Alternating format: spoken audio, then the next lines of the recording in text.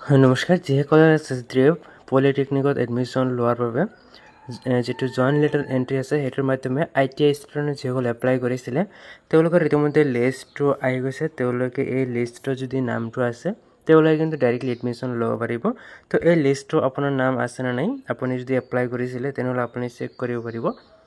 It's about lateral entry for, ইয়াতে দিয়া আছে lateral entry selected list of ITI pass students for admission into polytechnic দিয়া আছে। ইয়াত আপোনালোকে এইটো ডাউনলোড কৰিব লাগিব। ডাউনলোড কৰি আপোনালোকে এইটো চাব লাগিব যে আপোনাৰ নাম ইয়াতে আছে নে নাই। তো আপোনালোকে ইয়াতে আপোনালোকে চালে গম পাব। এইটো আহিছে 3/9/2024 তাৰিখত আহিছে এই লিষ্টটো।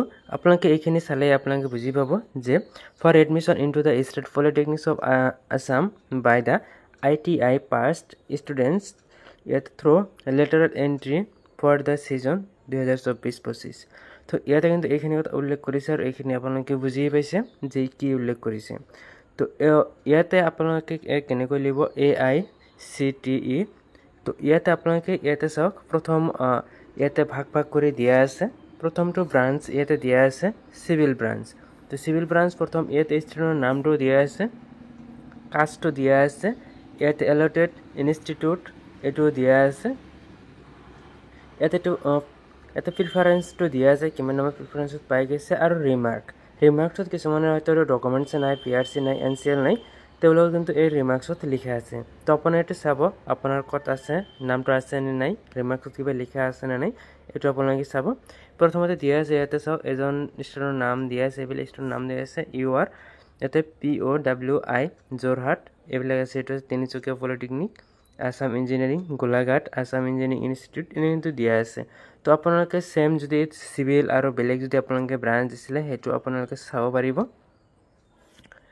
ইয়াতে 2 নম্বৰটো চাওক, ইয়াতে ইলেক্ট্ৰিকেল ইঞ্জিনিয়াৰিং। তো ইয়াতো আপুনি যিসকলে এপ্লাই কৰিছিল সেইসকলে ইয়াতে নিজৰ নামটো চেক কৰিব পাৰিব।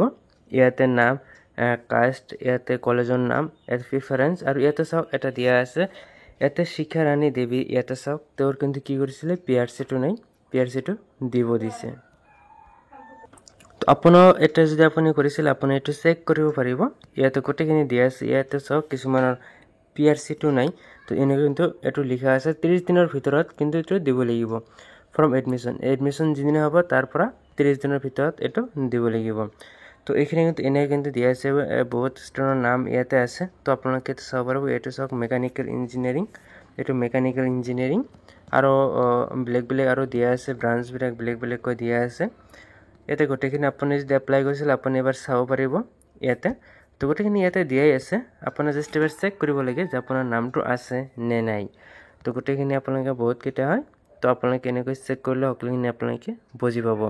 লাষ্ট আছে ইনষ্ট্ৰুমেণ্টেশ্যন ইঞ্জিনিয়াৰিং, ইয়াতে মাত্ৰ এজন ষ্টুডেণ্টে দিছিল, এইটো কিন্তু পাই গৈছে, ফাৰ্ষ্ট যিটো প্ৰিফাৰেঞ্চ সেইটোতেই পাই গৈছে। তো ইয়াতে আপোনালোকে নিশ্চয় যদি এপ্লাই কৰিছিলে ITI পাছ কৰা ষ্টুডেণ্ট, তো তেওঁলোকে কিন্তু যদি লেটাৰ এণ্ট্ৰিৰ জৰিয়তে পলিটেকনিক এডমিশ্যন ল'ব বিচাৰিছিল, এপ্লাই কৰিছিল, তো তেওঁলোকৰ কিন্তু ইয়াতে নামবিলাক কিন্তু আহি গৈছে। তেওঁলোকে ইয়াতে নামবিলাক চেক কৰি তেওঁলোকে এডমিশ্যন ল'ব লাগিব। তো এতিয়া হয়তো ভাবিব পাৰে যে আমি কোনদিনা এডমিশ্যন ল'ম। এডমিশ্যন লোৱাৰ বাবে আপোনালোকে ইয়াতে চাব পাৰিব। ইয়াতে দিয়া আছে উইথিন 9 to 18 ছেপ্টেম্বৰ, অৰ্থাৎ এই সময়ৰ ভিতৰতে কিন্তু তেওঁলোকে এডমিশ্যন ল'ব লাগিব। তো আপোনালোকে যিটো কলেজত পাইছে সেইটো কলেজত কণ্টেক্ট কৰিব পাৰে। কণ্টেক্ট কৰিলে সকলোখিনি বুজি পাব, কাৰণ কলেজত হয়তো ডেটবিলাক চেঞ্জো কৰিব পাৰে আৰু হয়তো বেলেগ হয়তো কিছুমান ফৰ্মত দিব পাৰে। তো আপোনালোকে ডাইৰেক্টলি এই যি সময় আছে সেই সময়ৰ ভিতৰত আপোনালোকে এডমিশ্যনটো ল'ব লাগিব। আপোনালোকে কলেজত কণ্টেক্ট কৰি আপোনালোকে এডমিশ্যনটো কমপ্লিট কৰি ল'ব। তো এইখিনি আছিল এই ভিডিঅ'টো। যদি ভিডিঅ'টো ভাল পাইছে লাইক কৰি চেনেলটো ছাবস্ক্ৰাইব কৰিবলৈ নাপাহৰিব।